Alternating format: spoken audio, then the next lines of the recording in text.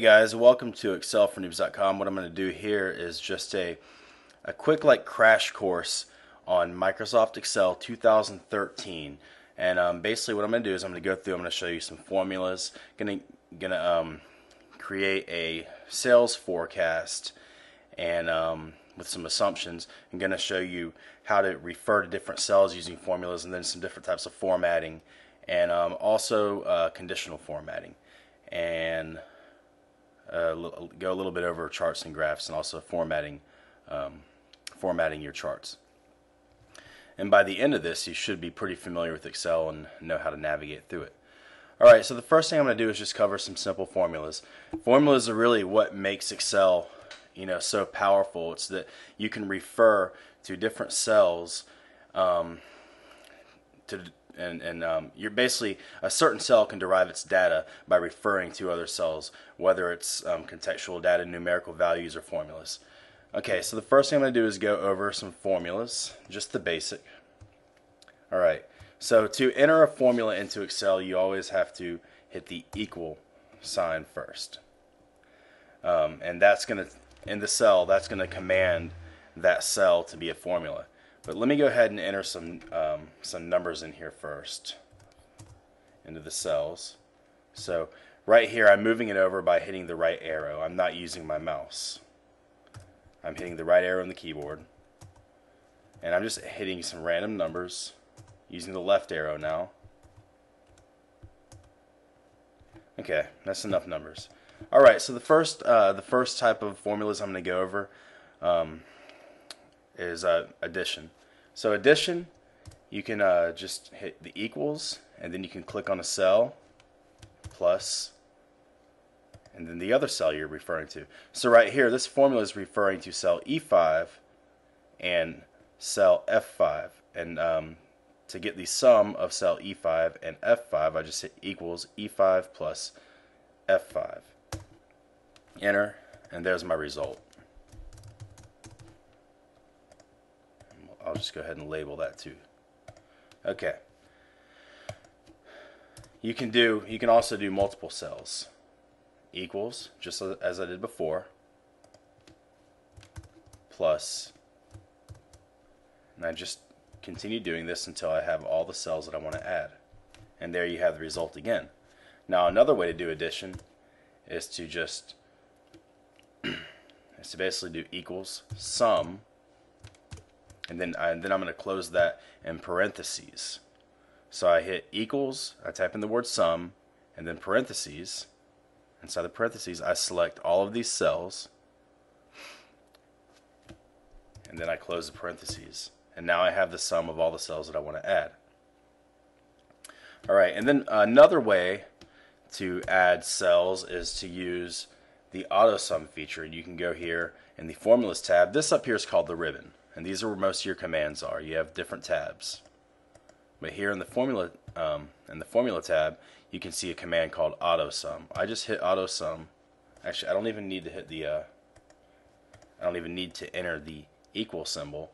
I just select the cell, and I hit auto sum and enter, and it automatically sums all of the cells that contain numbers. So in an adjacent row or column.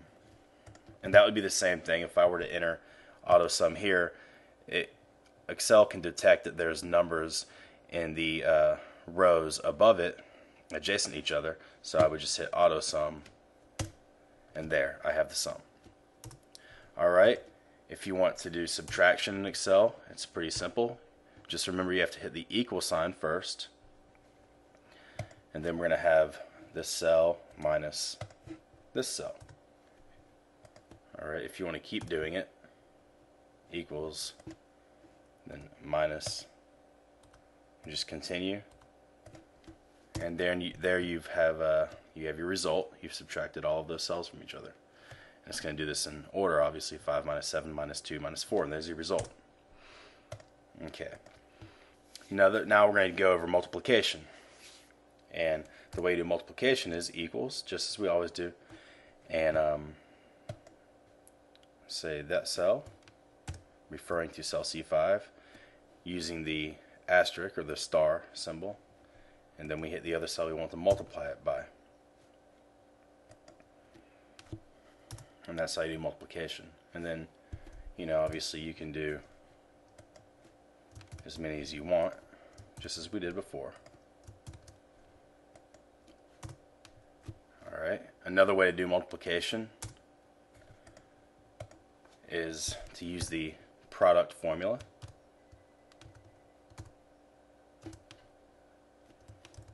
And there you can see that it pops up and it gives us recommendations. Alright, so we select our first number, and you can see right here there's a little drop down box that just tells you what enters, tells you how to enter the formula. So right there, number 1 is going to be our first. Let me zoom in a little bit too. Number 1 is going to be our first number that we're multiplying, and then we hit a comma and our second number, and then we can close that and we have the product. Or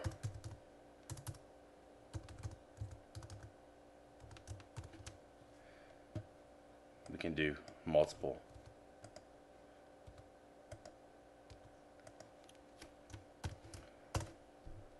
And there we have our result of 280.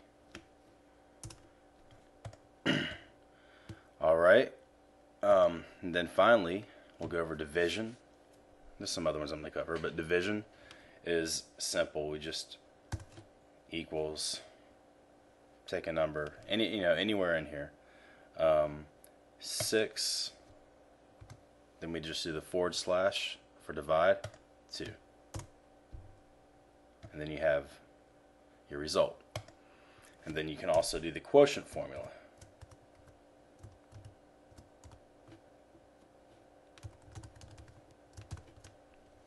Same thing. First, your numerator right here tells you to enter your numerator, comma, and your denominator. And there you have your result again. Same result. Alright.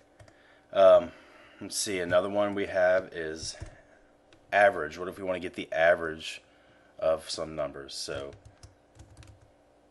average, and we can find the average of all these numbers inside the the parentheses. We're going to go ahead and select all the numbers, or all the cells that we want to average. And we have our average. So the average of these numbers right here is 4.5. And of course we could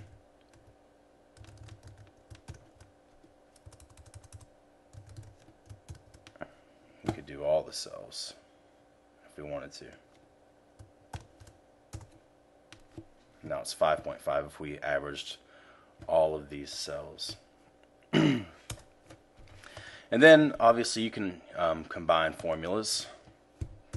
It's important to know the order of operation, know how to use your parentheses. So if you don't know that, you might need to go study up on some math lessons. I do have a video somewhere on my channel, you can find it, that goes over the order of operations.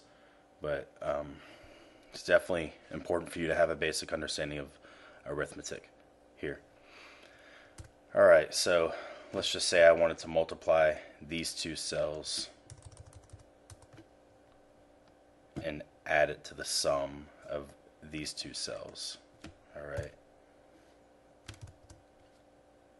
I could do, then that's in parentheses, plus, put that in parentheses.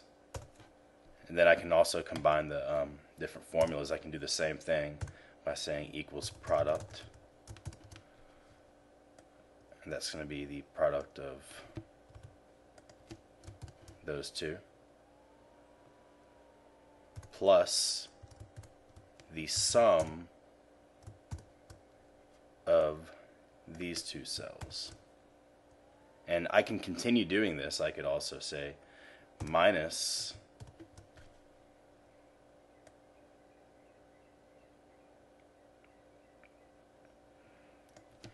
minus a cell plus the